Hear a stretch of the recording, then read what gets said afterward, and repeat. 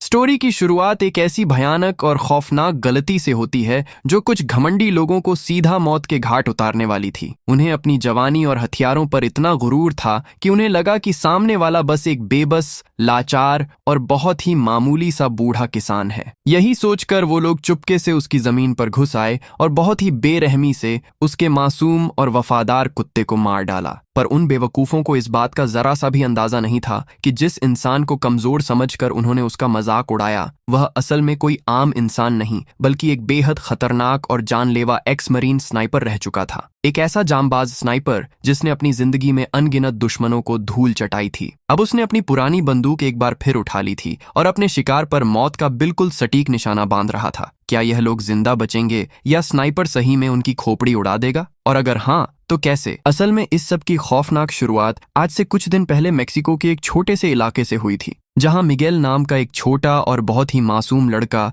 अपनी माँ रोसा के साथ एक छोटी सी झोपड़ी में अपनी जिंदगी गुजार रहा था। उनकी जिंदगी बहुत ही सादी थी। एक दोपहर जब रोसा अपने छोटे से घर की रसोई में अपने बेटे के लिए खाना बना रही थी, तभी अचानक से उस शांत माहौल में उसे उसके भाई कार्लोस का कॉल आता है। घबराया हुआ कार्लोस बहुत तेज तेज सांसें ले रहा था और बताता है कि शहर का एक बहुत ही ताकतवर कार्टेल उसके पीछे हाथ धोकर पड़ गया है क्योंकि उसने उनका बहुत सारा कैश चुरा लिया था। वह कहता है कि इससे पहले कि बहुत देर हो जाए वह जल्दी से अपना सामान बांधे और मेक्सिको छोड़कर बहुत दूर चली जाए। हालांकि कॉल कटने के कुछ ही देर बाद कार्टेल वाले कार्लोस को बीच सड़क पर धर दबोचते हैं। उनका बेहद जालिम और बेरहम लीडर मॉरिसियो कार्लोस को मारते हुए उसका फोन चेक करता है और रीसेंट कॉन्टैक्ट्स में रोजा का नाम देख लेता है। उसके लिए यह समझना काफी था कि रोजा कुछ ना कुछ जरूर जानती है, इसलिए बिना किसी रहम के वो लोग वहीं पर कार्लोस को बेरहमी से मौत के घाट उतार देते हैं। दूसरी तरफ बॉर्डर के उस पार एरिजोना के तपते रेगिस्तान में जिम नाम का एक retired marine US Mexico border के पास अपनी सूखी और बंजर जमीन पर काम करते हुए दिन बिता रहा था। वह अपनी प्रॉपर्टी पर पूरी चौकन्नी नजर रखता था और जब भी किसी को गैर कानूनी तरीके से बॉर्डर पार करते हुए देखता तो तुरंत बॉर्डर पेट्रोल को अलर्ट कर दिया करता था। एक दिन अपने जानवरों की देखभाल करते वक्त जिम की नजर डिजर्ट में चुपके से घुसने वाले लोगों के एक छोटे से ग्रुप पर पड़ती है, जिसकी रिपोर्ट वह तुरंत रेडियो से आगे दे देता है। क्यूरियोसिटी के चलते वह दूर से उनका पीछा करता है। वहां जाने पर पता चलता है कि उन्होंने अपने ही एक आदमी को पीछे छोड़ दिया था, जिसकी टांग बुरी तरह जख्मी थी और खून बह रहा था। बाकी लोग उसे उठाकर नहीं ले जा सकते थे, इसीलिए तड़प कर मरने के लिए छोड़ दिया था। जिम इंसानियत दिखाते हुए रेडियो पर उस आदमी की लोकेशन बॉर्डर पेट्रोल को भेज देता है और चुपचाप घर वापस लौट आता है। रैंच पर वापस आने के बाद जिम की परेशानियां कम होने की बजाय और ज्यादा बढ़ने लगती हैं। बैंक का एक एजेंट सीधा उसके घर आकर याद दिलाता है कि उसके लोन का पेमेंट अभी भी बाकी था क्योंकि उसने पिछले 6 महीने से एक भी किस्त नहीं दी थी। बैंकर बहुत ही सख्त लहजे में चेतावनी देता है कि उसकी जमीन जल्द ही नीलाम कर दी जाएगी। असल में अपनी वाइफ की लंबी बीमारी के इलाज में जिम ने अपनी जिंदगी भर की सारी जमा पूंजी गंवा दी थी और वह कर्ज के दलदल में डूब चुका था।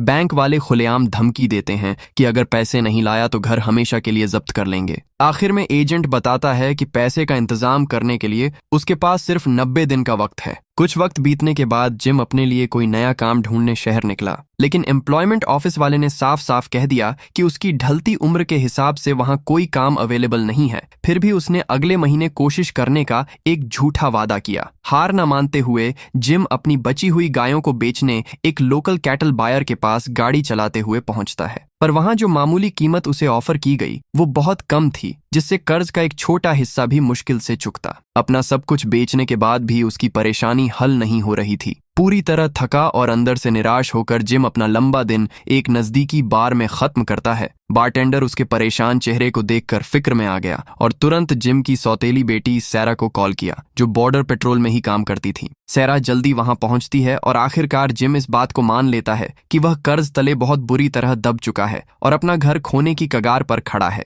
रात बढ़ने पर वह पीने के लिए एक और ड्रिंक ऑर्डर करता है, लेकिन सैरा उसे प्यार से रोक देती है और सुरक्षित रैंच तक छोड़ने के लिए गाड़ी खुद चलाकर ले जाती है। इसी बीच दूसरी तरफ रोजा और मिगेल गांव के सुनसान रास्ते से लगातार भाग रहे थे। अगले दिन बॉर्डर के पास उन्हें स्टील फेंस के बीच एक छोटा टूटा हुआ रास्ता मिला। जैसे ही कार्टेल के खूंखार गुंडे उनके बिल्कुल करीब आने लगे, वह बहुत ही चुपके से निकलने की कोशिश करने लगे। इत्तेफाक से जिम वहीं पास में अपनी गाड़ी में था और उसकी पैनी नजर फेंस से गुजरते हुए माँ बेटे पर पड़ गई। बुरी तरह डरी हुई रोजा हाथ हाथ जोड़कर मिन्नतें करने लगी कि वह उनकी रिपोर्ट पुलिस को ना करे। जिम यह सब देखकर थोड़ा कंफ्यूज था, पर चौकन्ना रहते हुए उसने रोजा को बॉर्डर पेट्रोल से मदद मांगने को कहा और लोकेशन बताने के लिए फोन से कॉल मिलाने लगा। पर तभी मॉरिसियो की लीड में कई हथियारबंद गुंडे वहां आ गए और जिम को गालियां देते हुए धमकाते हुए दोनों को हवाले करने की मांग करने लगे। खतरे को बहुत जल्दी भांपते हुए जिम ने तुरंत अपनी बंदूक निकाली और उनकी जान बचाने का बड़ा फैसला किया। देखते ही देखते वहां अंधाधुंध गोलियां चलने लगीं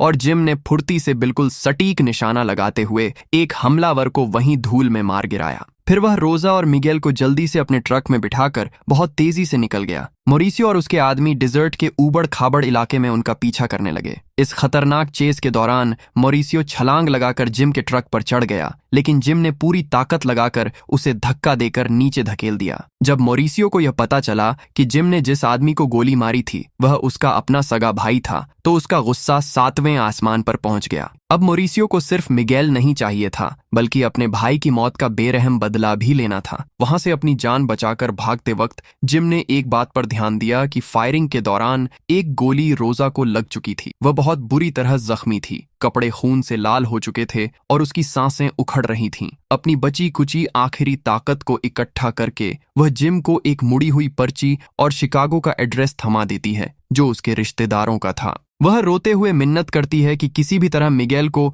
वहां तक महफूज पहुंचा दे, वरना कार्टेल उसे तड़पाकर मार डालेगा। इतना बोलकर उस बेचारी मां ने हमेशा के लिए अपनी आंखें बंद कर लीं। कुछ वक्त बाद पुलिस और पैरामेडिक्स की टीम घटना वाली जगह पर पहुंच गई। सैरा ने जिम को बताया कि मिगेल आज रात स्टेशन में ही रुकेगा और कल उसे फॉस्टर केयर भेज दिया जाएगा। अगली सुबह चेक पॉइंट के पास खड़े ट्रक में जिम की आंख खुली, जहां उसका वफादार कुत्ता जैक्सन बगल में सोया था। तभी उसकी नजर पास खड़ी एक जानी पहचानी गाड़ी पर पड़ी, जिसका इस्तेमाल कार्टेल ने पीछा करने में किया था। ट्रक के अंदर जिम को वह बैग मिला जो रोजा पीछे छोड़ गई थी, और वह कैश से खचाखच भरा था। खून से सने कपड़े को देखकर रोजा की मौत के वो दर्दनाक पल उसके दिमाग में तेजी से घूमने लगे। अब वह पैसा उसकी परेशानियों का हल नहीं, बल्कि रोजा की आखिरी जिम्मेदारी बन चुका था, जिसे वह अनदेखा नहीं कर सकता था। अपना वादा याद करते हुए वह ट्रक स्टार्ट करके मिगेल को वापस ढूंढने निकल पड़ता है। जिम बहुत ही जल्दबाजी में बॉर्डर स्टेशन पहुंचा। एक ऑफिसर ने बताया कि मिगेल को मेक्सिको में बचे हुए रिश्तेदारों के हवाले किया जाने वाला था, पर जिम को अंदर से कुछ बहुत ही गड़बड़ लगी। खिड़की से बाहर देखते ही उसने कार्टेल के आदमियों को तुरंत पहचान लिया। खुद को बिल्कुल शांत रखते हुए उसने ऑफिसर से मिगेल के साथ अकेले बात करने का कुछ मिनट का वक्त मांगा। कमरे में घुसते ही जिम ने तेजी से काम शुरू किया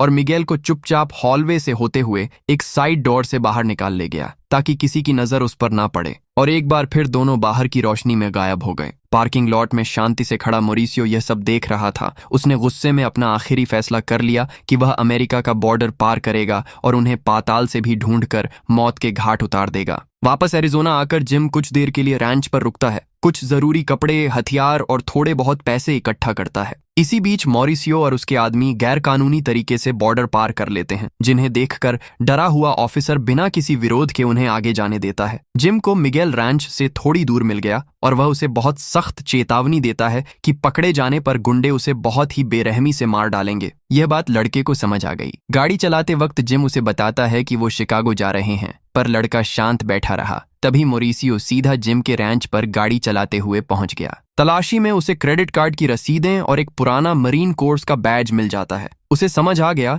कि जिम कोई आम इंसान नहीं, बल्कि एक ट्रेंड मरीन था। मॉरिसियो अपने आदमियों को पूरे घर को आग लगाने का हुक्म देता है और प्रॉपर्टी जलकर राख हो गई। रास्ते में जिम अपनी गाड़ी में तेल भरवाने गैस स्टेशन पर रुकता है और शिकागो का पेपर मैप खरीदता है। रसीदों के जरिए मॉरिसियो अमेरिका में पहले से मौजूद कार्टेल मेंबर्स से कांटेक्ट करना शुरू करता है। जिम सैरा को कॉल करता है तो उसे पता चलता है कि रैंच तबाह हो चुका है। गुस्से में जिम गाड़ी में जोर जोर से बहस करने लगा। तभी मिगेल बहुत ही धीमी आवाज में इंग्लिश में जवाब देता है। जिम हैरान था कि लड़का शुरू से सब समझ रहा था। गैस स्टेशन पर क्रेडिट कार्ड की पेमेंट से जिम की लोकेशन का खुलासा हो जाता है और मॉरिसियो तेजी से वहां पहुंच जाता है। कैशियर औरत के मना करने पर मॉरिसियो बिना हिचकिचाहट उसे गोली मार देता है और सिक्योरिटी फुटेज देखकर ईस्ट की तरफ निकल पड़ता है। कुछ दूर जाने के बाद जिम का ट्रक खराब हो गया। गैराज बंद होने के कारण वह मिगेल को एक छोटे से डाइनर में ले जाता है, जहां पहली बार दोनों खुलकर बात करते हैं। मिगेल दुख भरी आवाज में बताता है कि मामा के बड़े लफड़े की वजह से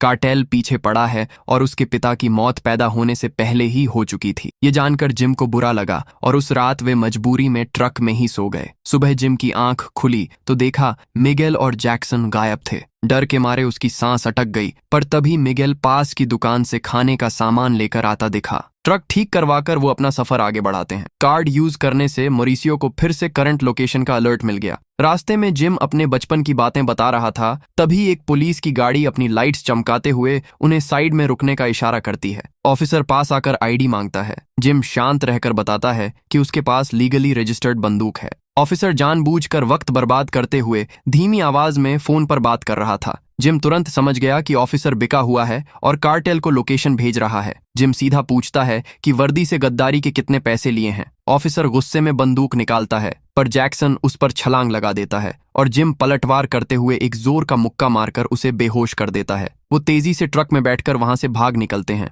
कुछ देर बाद मोरिसियो वहां पहुंचा और बेहोश ऑफिसर को झुंझलाते हुए गोली मार दी। तलाशी में उसे जिम का रोड मैप मिल गया। जिम और मिगेल थोड़ी दूर से यह मंजर देख रहे थे। जिम ने एक गन शॉप से शॉटगन खरीदी। सैरा को कॉल करने पर पता चला कि मरने वाला आदमी मोरिसियो का सगा भाई था। रात में आराम करने वो एक छोटे से मोटेल में रुके। मिगेल ने बताया कि शिकागो पहुंचकर वो सबसे पहले हॉट डॉग खाना चाहता है। कुछ घंटों बाद जिम जब जैक्सन को हवा खिलाने बाहर ले गया तो ठंडी रात में उसकी नजर मोरिसियो और उसके आदमियों पर पड़ी। जिम तेजी से कमरे में आया, मिगेल को जगाया और दुश्मनों का ध्यान भटकाने के लिए पुलिस को एक झूठी रॉबरी कॉल कर दी। दोनों खिड़की से बाहर अंधेरे में झाड़ियों में छुप गए। कार्टेल गुंडे दरवाजा तोड़कर अंदर घुसे, पर कमरा खाली मिला। गुस्से से आग बबूला मोरिसियो चिल्लाने लगा। जिम मिगेल को ट्रक में छोड़कर जैक्सन को लेने वापस गया, पर बहुत देर हो चुकी थी। वफादार कुत्ता मोरिसियो के सामने भौंकते हुए डटकर खड़ा था, पर मोरिसियो ने बिना रहम खाए उसे गोली मार दी। अगली सुबह जिम और मिगेल ने एक शांत जगह पर उस कुत्ते को दफना दिया।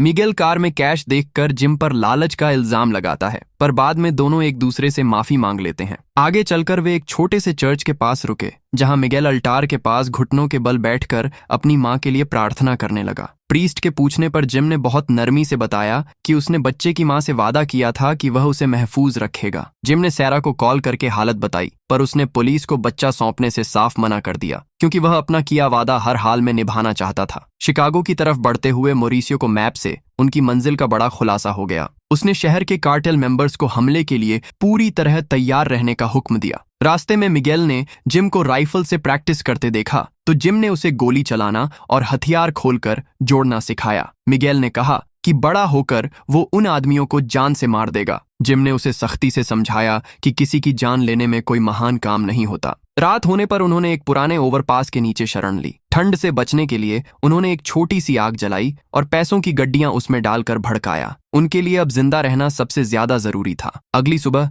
वो आखिरकार शिकागो के बाहरी हिस्से में पहुंचे। हाईवे पर गाड़ी चलाते वक्त जिम की नजर ओवरपास पर खड़े दो शक्की आदमियों पर पड़ी, तो उसने तुरंत गाड़ी मोड़कर गांव के रास्ते पर निकाल ली ताकि दुश्मनों को शहर से दूर ले जा सके। कार्टेल की गाड़ियां तेजी से उनके बिल्कुल करीब आने लगीं। जिम ने बड़ी फुर्ती से गाड़ी घुमाई, जिससे दूसरी गाड़ी सीधा पेड़ों से टकराकर चकनाचूर हो गई। ट्रक का रेडिएटर जवाब दे रहा था, इसलिए उसने एक सुनसान और खुले मैदान में गाड़ी रोक दी। अपने पुराने मिलिट्री एक्सपीरियंस का पूरा इस्तेमाल करते हुए जिम ने राइफल के साथ एक मजबूत पोजीशन ली, अपनी सांस रोकी और मौत का निशाना लगाते हुए गोली चला दी। उसकी गोली सीधा मोरिसियो की कार चला रहे आदमी को लगी और गाड़ी हवा में उछलकर बुरी तरह पलटते हुए बर्बाद हो गई। उस मलबे से सिर्फ मोरिसियो और उसके दो आदमी रेंगते हुए बाहर आए और अंधाधुंध फायरिंग शुरू कर दी। जिम तुरंत मिगेल को पकड़कर खींचते हुए एक धूल भरे पुराने शेड में घुस गया। जिम ने खिड़की के पास पोजीशन ली और मिगेल को दूर भागने को कहा। कार्टेल का एक आदमी पास आया। जिम ने ट्रिगर दबाकर उसे वहीं ढेर कर दिया। जिम ने मिगेल को हवा में गोली चलाने को कहा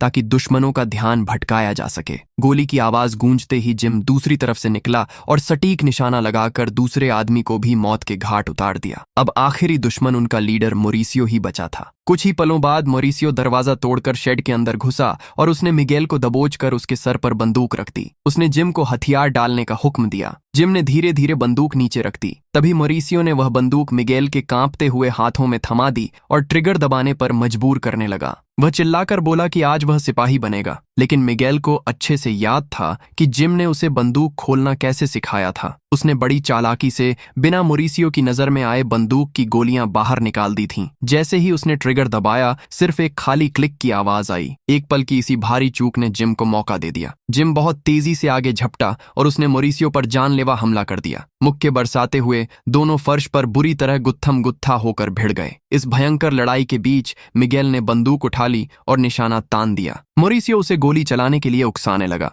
जिम तुरंत आगे आया और मिगेल को समझाया कि वह जिंदगी भर किसी की मौत का भारी बोझ अपने दिमाग पर ना रखे। जिम ने लड़के के हाथ से बंदूक ले ली और एक गोली चला दी, जो सीधा मोरिसियो के पेट में जा लगी। उसके बाद उसने मिगेल को बाहर जाने का इशारा किया। खून से लथपथ मोरिसियो ने जेब से वही मरीन बैज निकाला जिसे जिम ने वापस ले लिया। जिम ने उसे अपना आखिरी फैसला चुनने का मौका दिया, या तो वह जिम के हाथों मारा जाए या अपनी जान खुद ले ले। मोरिसियो ने बंदूक का रुख अपनी तरफ कर लिया और एक आखिरी गोली चलने की आवाज पूरी तरह गूंज उठी। खतरा टलने के बाद जिम और मिगेल ने सफर वापस शुरू किया और उस एड्रेस पर पहुंच गए जो रोजा ने पर्ची पर लिखा था। दरवाजा खुलते ही उसकी मौसी और दादी सामने थीं। इससे पहले कि लड़का पलटकर जिम को अलविदा कह पाता, जिम वहां से चुपचाप गायब हो चुका था। अपने जख्मी हिस्से को दबाए जिम एक बस में सवार हो गया। उसने खिड़की के पास एक सीट ली, एक गहरी सांस छोड़ी और शांति से अपनी आंखें बंद कर लीं। उसका आखिरी मिशन अब पूरी तरह से कामयाब हो चुका था। इसी के साथ ये कहानी यहीं पर एंड हो जाती है।